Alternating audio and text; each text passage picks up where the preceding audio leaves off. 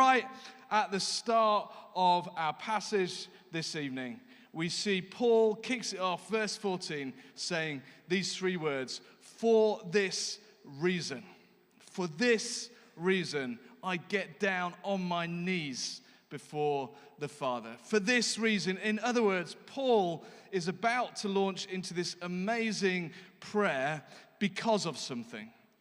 He's not just launching into prayer. There's a reason he's launching into this prayer. For this reason.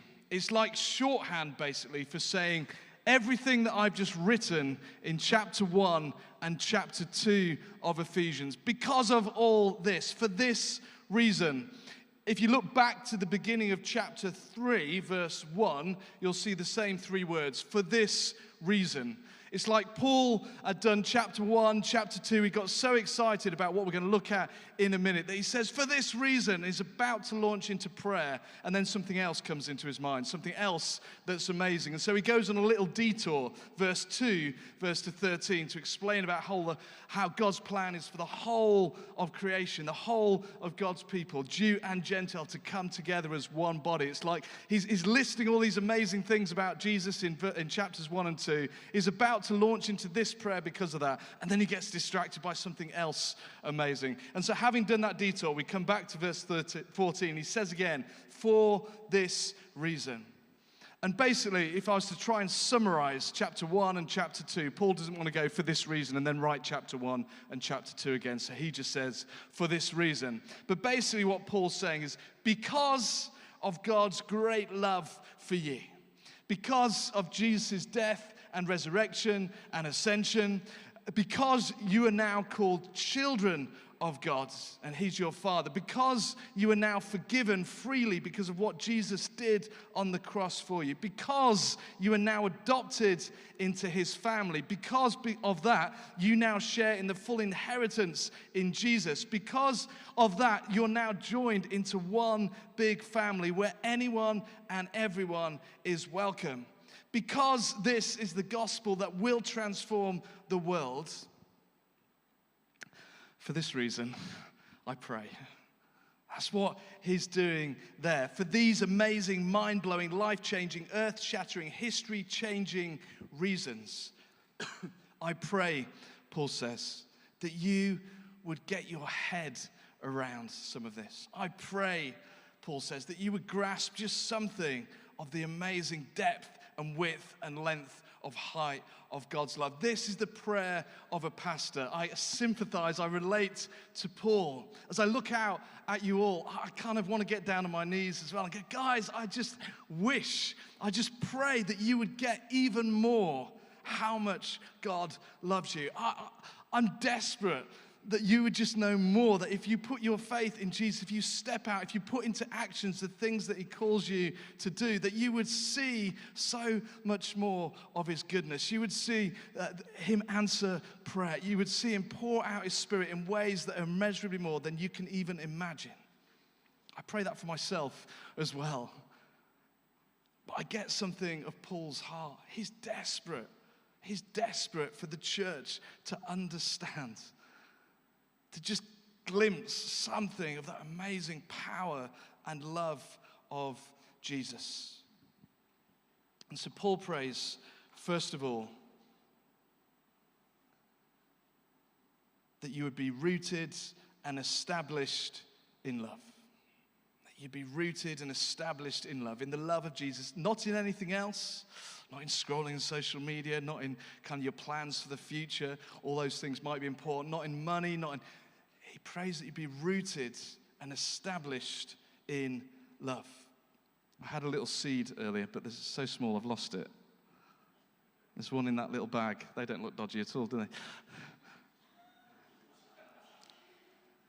If I just take this little seed, I can ground it into the soil. The soil I plant this in will cause it to germinate, to grow, to strengthen. And what will happen is it will become rooted. We ground it first and then it gets rooted. And the more roots it grows, the harder it will be for it to be knocked over or to be damaged or to be plucked out or to die. A little bit like this one that I planted earlier, a few weeks ago. Because I'm not good at planning my sermons, honestly. Paul prays that the Ephesians may be grounded and strengthened and rooted in God's love. And you can see how rooted it is. There's so many roots. I had to kind of really tug it to get it out. It's grounded and it's rooted. And you might go, I'm grounded and rooted in Jesus. Look at my root system. I'm doing all right in my faith. But here's the thing. This pot measures, because we did it this morning, I can't remember what it was, but let's say 4 centimeters diameter by 5 centimeters height. It's full of roots. But whilst ever it stays in this pot, that's the limit of how far that plant is going to grow. Once the roots fill the pot, the plant reaches its maximum growth capacity. Becomes something us gardeners like to call pot-bound or root-bound. And what happens when a plant gets pot-bound or root-bound is that even if you water it, it dries out quickly. It fails to take in nutrients and all the things necessary to make it grow. And so growth slows down or even stops. What's the solution? Well, Paul is writing to give us something of the solution here. The solution is to repot the plant into a pot that's higher and wider and longer and deeper. Believe it or not, this plant was planted exactly the same time as that one. Same seed packet, it's had the same kind of compost, it's been in the same greenhouse, had the same length of time, been subject to the same weather conditions, but this one has grown a lot more. Why? Because as it's got full of roots, as it's got pot-bound each time, I've taken it and I've put it into more soil, which allows the roots to grow more, to be more grounded, to be more rooted in Christ. And you can see it's even beginning to flower, and those flowers will turn into fruitfulness. Paul has spent the first 3 chapters talking about the immeasurably more of God in Jesus. And so he prays for this reason. For this reason, he says, I pray that you would not be pot-bound. I pray that you wouldn't just stay comfortable where you are. I pray you wouldn't give up seeking more of God. I pray that you would grasp his love, his power, his spirit, life in his kingdom. The Christian life is so much wider and longer and higher and deeper than you've even begun to get your heads around or live to date. He's not beating up on them. He's desperate. Verse 14 says he kneels before the Father. He's desperate. He's passionate. You know, usually Jews in Paul's day, the way they worshiped, the way they prayed, there were modern charismatics like HTB churches, and they stood and they raised with their hands in the air. That's how the Jews would normally pray.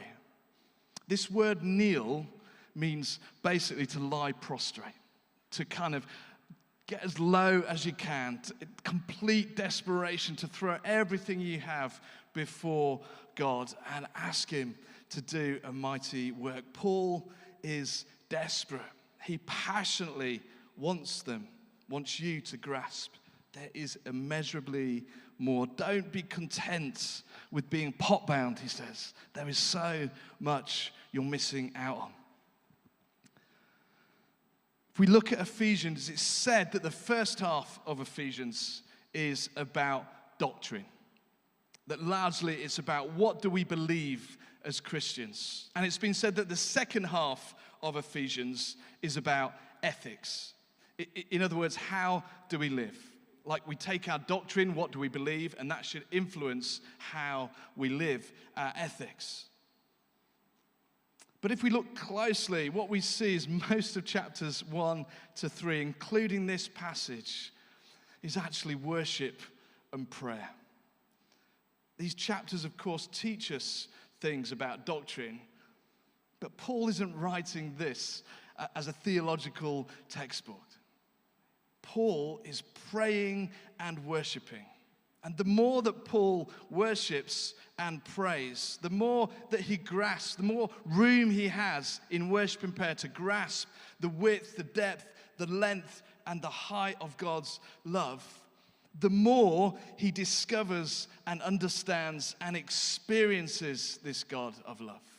The more he knows what it is he believes, the more naturally he wants to behave and live a holy life. And so doctrine and ethics are great, but they flow out of worship and of prayer. Otherwise, we're just concentrating on trying to grow our roots bigger, and our faith becomes pot-bound, rather than expanding our growing conditions in which our roots will naturally grow deeper and we will be more fruitful. Prayer and worship, we see in Paul's life, deepens the relation of love that goes between God and the person who prays, and the flowing of power from God to and especially through that person. Because this love and power of Christ, Paul says in verse 19, surpasses, goes beyond, exceeds, is immeasurably more than all we can understand and know. Like, think what you know about God's love. You don't know the half of it. We cannot fully know the fullness of God. It'll blow our minds. And yet, even though it's immeasurable, Paul says we can still be filled with all the fullness of God. We can know more. And so Paul prays that you would grasp how wide and long and high and deep is the love of Christ. You see, what is going on, in a sense,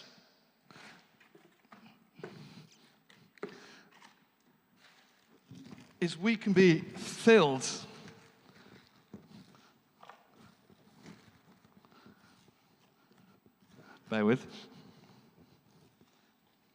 we can be filled with all the fullness of God. Like, God does not hold back. He abundantly wants to fill us. We can be filled with all the fullness of God.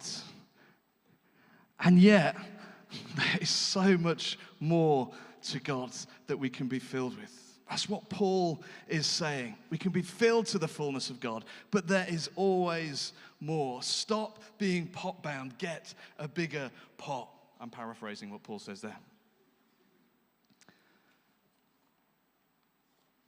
Paul is saying, you think you've reached the width of his love.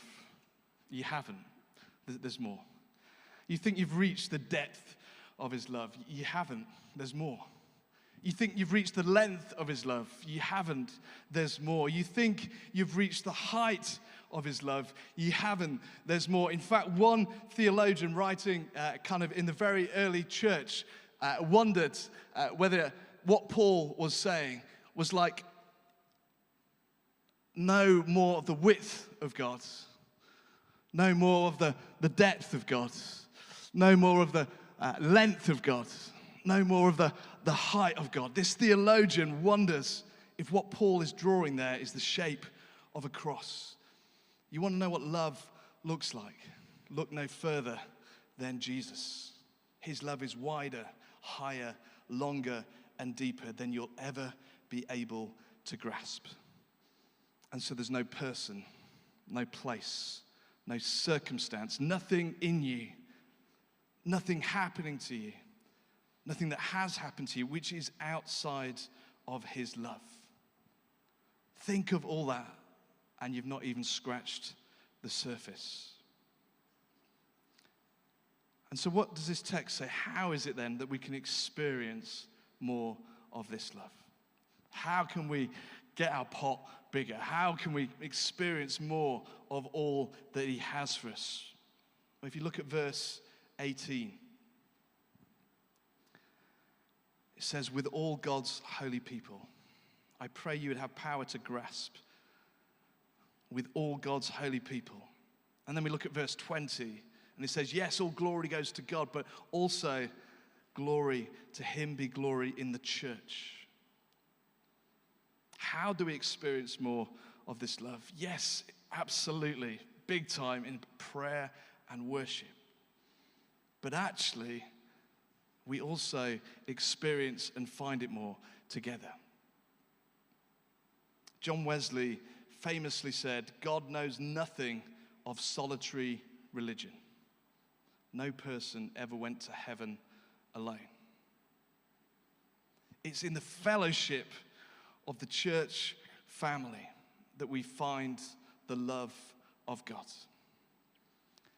Not just here at St. Swithin's, but the church worldwide. That's where we find the fullness and the love of God. That is what Paul has just been writing about in chapters 2 and chapters 3, that in Jesus,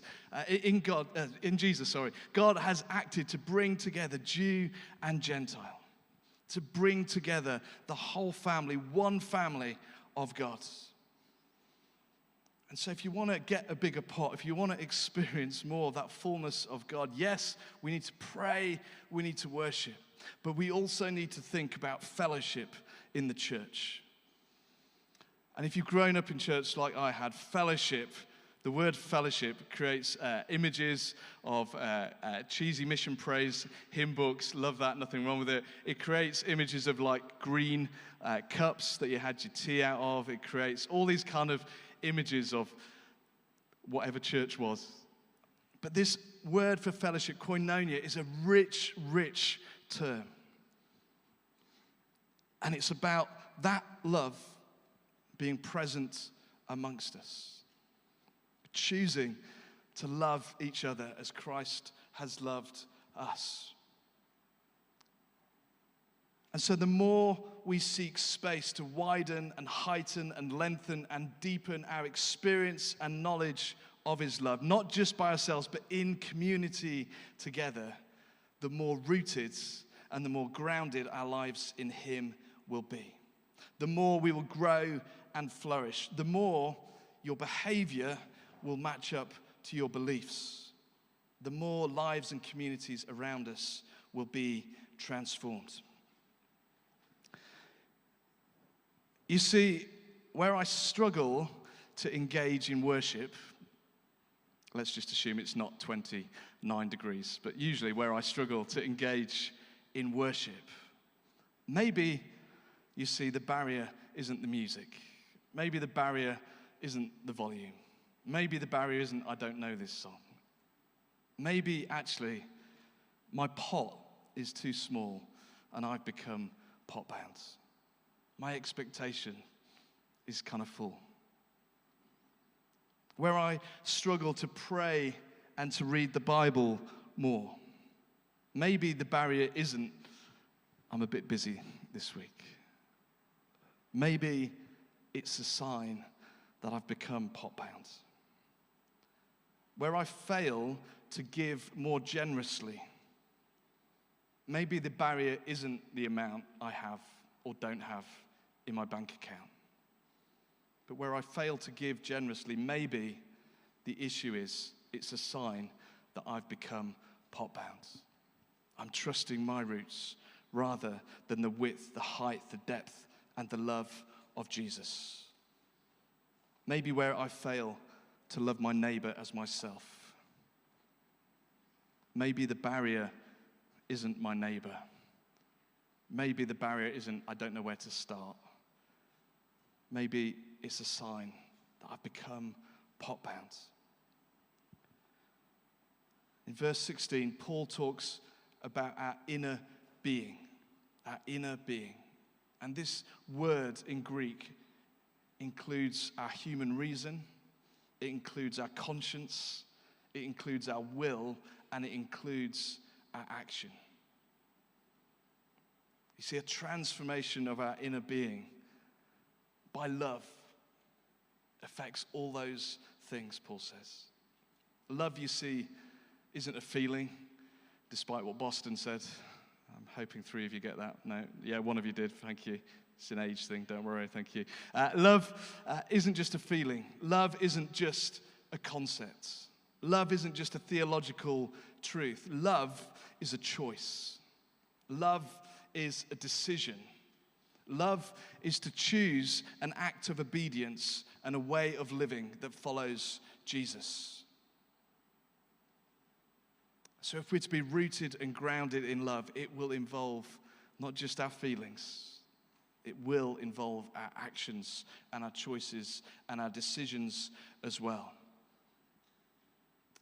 And I wonder sometimes, because we know of God's great love for us, but we may be a little bit pot-bound, actually, what we need to do is get a bigger pot. And sometimes that means is what happens when you repot is you disturb where it's comfortable. You kind of actually break it a little bit.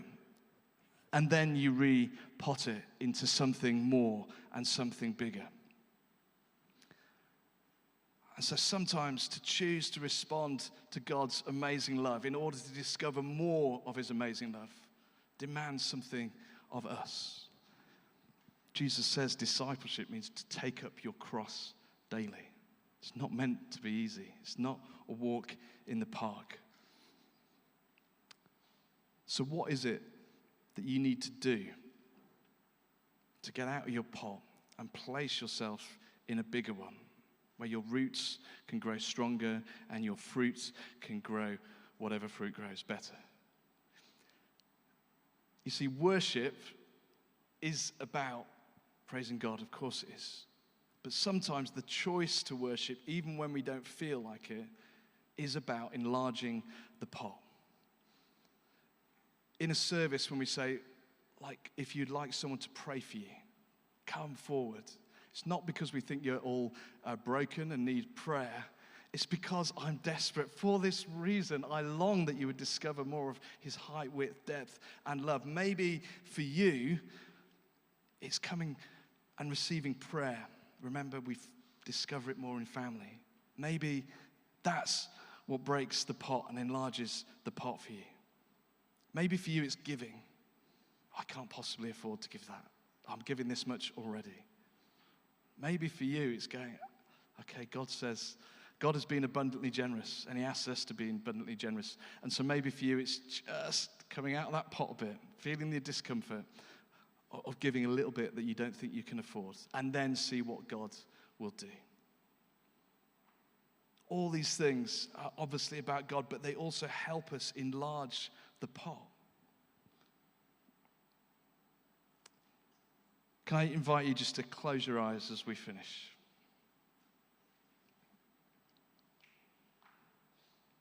I'm just going to read verse 20.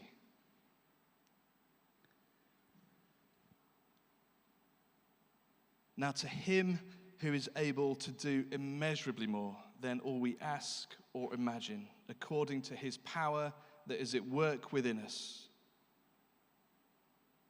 Just think, just dream for a moment. What might God do? What, right now as you're sat here, would you love God to do? Go bigger than what you're thinking. Go bigger again than what you're thinking. Like, what is impossible, but deep down you'd love to see God do?